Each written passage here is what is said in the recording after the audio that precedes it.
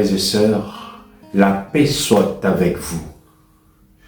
Nous célébrons aujourd'hui la commémoration des fidèles défunts. Cette célébration d'espérance par rapport à ce que nous professons dans les credos, c'est-à-dire nous croyons à la résurrection de la chair et à la vie éternelle. Nous offrons au Seigneur les âmes de nos êtres chers qui nous ont précédés auprès de lui. En cette célébration, il n'y a pas de lecture fixée. On laisse la liberté à chaque communauté paroissiale de choisir dans les lectionnaires de célébration pour les défunts des propositions qui nous sont données et de choisir les lectures que nous voulons pour nos célébrations de ces jours.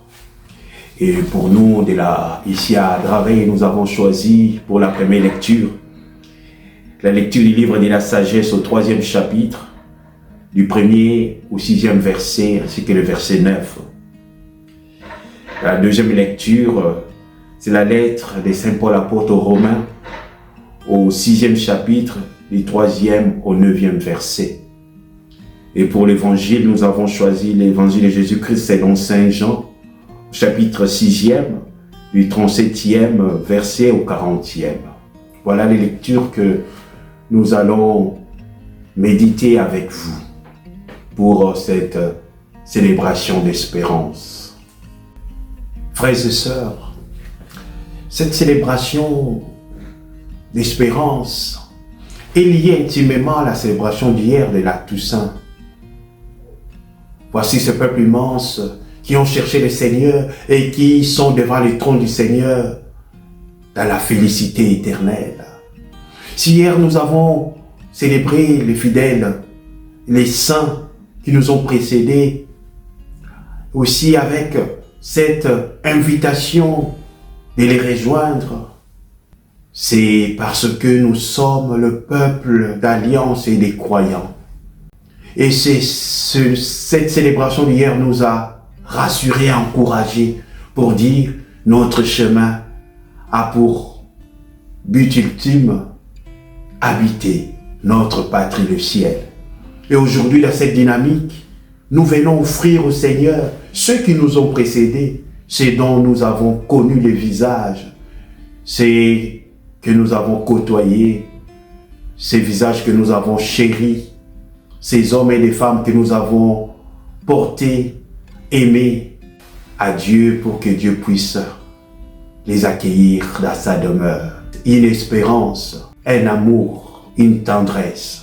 Frères et sœurs, comme vous le savez, personne ne peut quantifier la douleur que nous éprouvons quand on perd un être cher. Personne ne peut soulager cette douleur par les mots, par les paroles. Mais pour nous qui croyons seuls, cette foi en Dieu qui nous ouvre les chemins de l'éternité, que nous arriverons à être soulagés dans nos peines. Oui, frères et sœurs, la communauté chrétienne qui se rassemble pour commémorer les fidèles défunts proclame sa foi à la résurrection, qui est le premier motif même du rassemblement ecclésial. Et là, de manière plus vive et plus forte aujourd'hui, nous manifestons la foi que nous proclamons chaque dimanche, comme je l'ai dit tout à l'heure, quand nous disons « Je crois en Jésus-Christ, ressuscité d'entre les morts. Je crois en la résurrection de la chair et à la vie éternelle. » C'est ce que nous célébrons en ce jour, car la vie de Dieu en nous est plus forte que la mort, comme nous dit la première lecture, l'épître, les livres de la sagesse. Les âmes des justes sont dans la main de Dieu. Aucun tourment n'a de prise sur eux. C'est-à-dire l'amour de Dieu nous est donné pour que la mort ne puisse pas avoir les derniers mots. Ceci, frères et sœurs, est un message d'espérance, car nos êtres chers qui nous ont quittés sont dans nos cœurs. Et quand nous célébrons cette mémoire d'espérance en la résurrection à la vie éternelle, nous célébrons cette espérance en disant qu'ils se tiennent devant les trônes de Dieu. Cette célébration se veut une espérance. Et cette célébration se veut aussi une miséricorde. On demande la miséricorde de Dieu pour nos frères et sœurs défunts. On dit défunt, on ne dit pas mort. Défunt qui vient du mot latin defunctus, qui signifie celui ou celle qui a fini sa mission va se reposer. Mais vous savez, nous voulons que la fin de cette mission soit le plus tard possible. Mais parfois, certains de nos êtres chers partent par rapport à ce que nous avons, nous encore, prévu avec eux. Ils partent si tôt.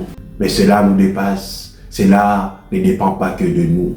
Oui, frères et sœurs, par sa mort et sa résurrection, le Christ nous ouvre le chemin de l'éternité de Dieu. Et lui-même nous l'a dit, pour que nous puissions devenir, nous tous, des êtres résurrectionnels, c'est-à-dire des êtres appelés à vivre un jour dans l'éternité de Dieu.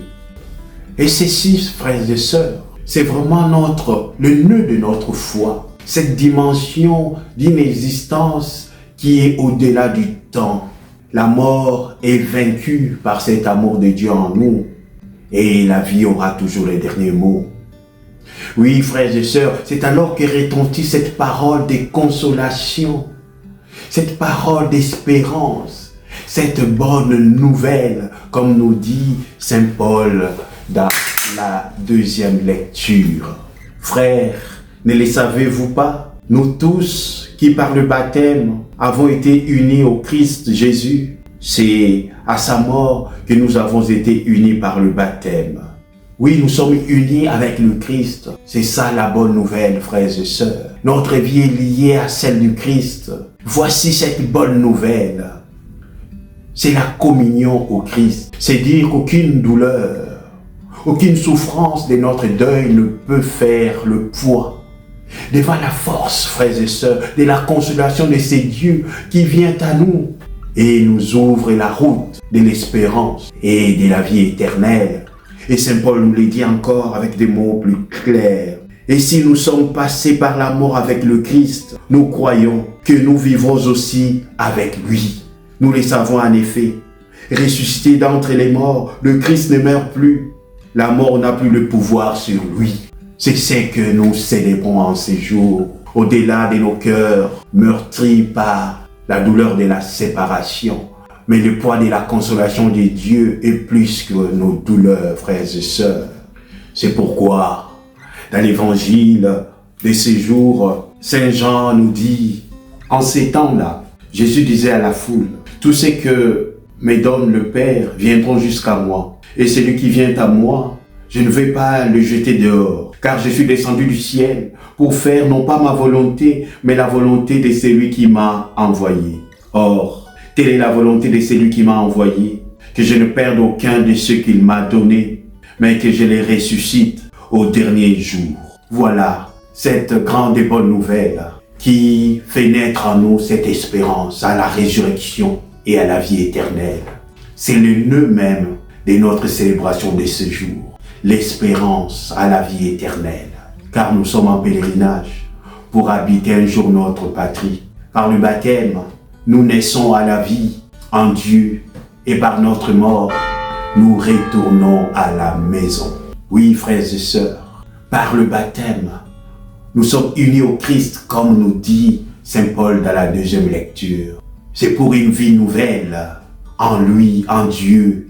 Et quand nous mourrons, parce que nous sommes unis déjà au Christ, parce que notre vie est liée à cet amour du Père par le Fils, nous retournons à la maison pour vivre dans la félicité des dieux.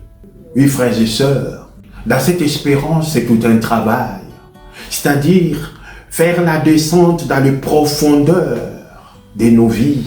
Nous, les vivants, qui restons pour aller aussi comprendre notre fragilité. Mais même dans nos questionnements, on peut se poser la question de trouver la consolation auprès des dieux, ou trouver la force de la foi et de l'espérance. Même si, frères et sœurs, comme je l'ai dit au début, nul ne peut quantifier notre douleur, même si personne ne peut porter notre douleur à notre place, même si on a l'impression qu'une partie de nous-mêmes est partie, Mais sachons que cette partie de nous-mêmes, une partie n'est pas ailleurs, mais se transforme en nous par la force de l'amour. Allons chercher, allons puiser aux profondeurs de nos vies cette force intérieure pour faire la remontée vers la vie. C'est cela le travail du deuil aussi, frères et sœurs, pour ne pas être engloutis dans le flot de la tristesse, de la douleur, mais remonter vers la vie, adhérer à la vie, faire le travail pour la vie, rebondir, choisir la vie, reconstruire la vie. C'est un choix, c'est un chemin de vie, c'est un chemin pascal. Pour nous les vivants, frères et sœurs, en regardant la croix du Christ, nous nous disons, Seigneur, aide-nous à aller vers cette route de Pâques. À vous tous, frères et sœurs, qui en ces jours faites mémoire d'un ou de vos êtres chers qui sont partis, dites-vous, c'est le chemin pascal qui vient briser nos douleurs, nos lourdeurs pour se remettre debout, continuer le chemin de la vie. Comme je l'ai dit tout à l'heure, c'est le choix d'être des êtres résurrectionnels, c'est-à-dire en mouvement vers la vie en Dieu. Et pour nos frères et sœurs défunts, nous les offrons à Dieu pour que Dieu puisse, dans sa miséricorde, les accueillir.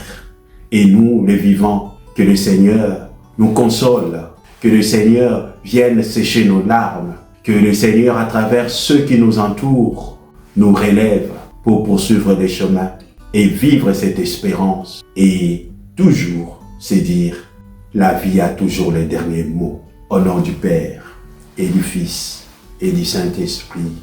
Amen.